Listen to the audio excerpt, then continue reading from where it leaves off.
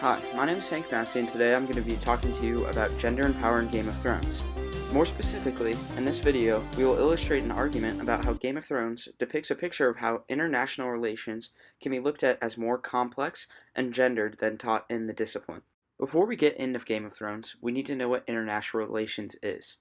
It's either a field of political science, an interdisciplinary academic field similar to global studies, or an entirely independent academic discipline in which students take a variety of internationally focused courses in social science and humanities disciplines. However, excluded from these disciplines is often feminist IR scholarship.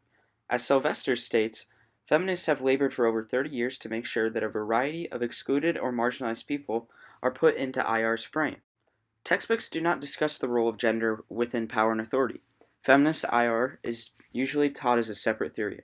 As looked at further in the video, we can learn about the centrality of gender of political authority from Game of Thrones. The television show is widely critiqued for its gratuitous depictions of rape and sexualized violence, and the link between gendered violence and political power is often explicit. In this next segment, we will focus on Daenerys Targaryen and Joffrey Baratheon, both powerful people in the land of Westeros. We start with Daenerys. Daenerys begins the show as a relatively scared young girl harassed by her brother and ill-equipped for her subsequent marriage to Khal Drogo and exposure to the violent Dothraki horde. Her character quickly develops as she becomes an assertive queen.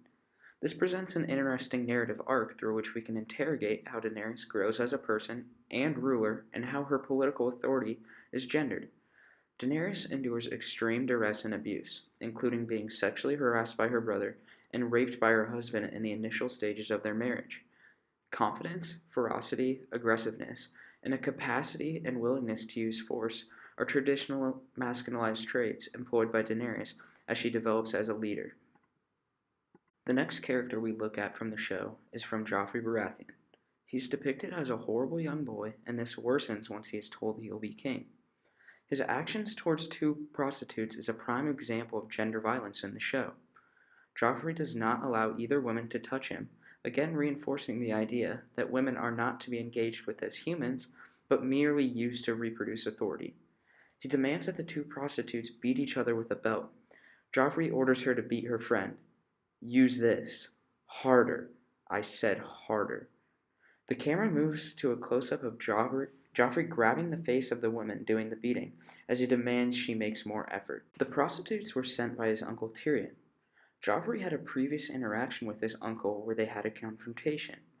The violation of these women is directly related to his hatred of his uncle, and that he is reinforcing the reproduction of political authority through gendered violence. Joffrey's delegitimization as a ruler is achieved in part precisely because of his use of explicitly gendered forms of violence. This is also one of the main reasons he is killed by poison at his wedding.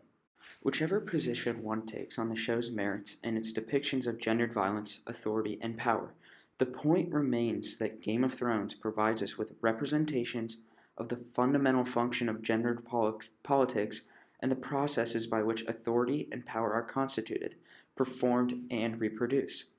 It also shows how far international relations still has to go to show all sides of authority. Thank you for watching this video, and I hope you learned something new, not only about international relations, but also Game of Thrones. Thank you.